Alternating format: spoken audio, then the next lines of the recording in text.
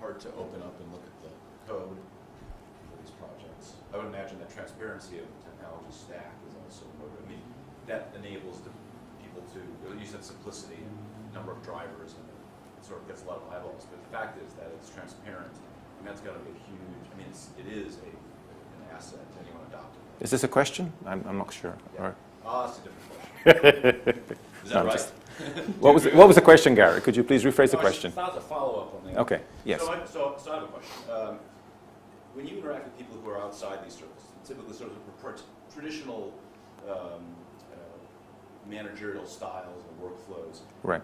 Do they take notice of what's going on in this type of dynamic and ask you, Peter, help us understand how to do more of this, or is there sort of still a big wall between these two parts of humankind?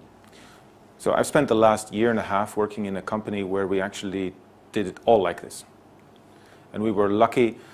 We were lucky to find managers internally who were younger, who understand open source more intuitively, I would say, and who had nothing to lose, and were willing to bet on this way of working.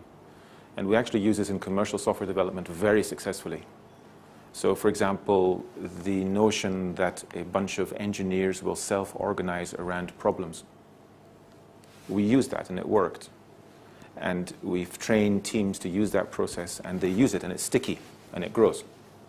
And they end up making products which are surprisingly good, where before the same people were making really, really, really, really shitty products, like really bad products. You would look at them, you're like, what is this? Who made this? Who authorized this to be published? It's so embarrassing.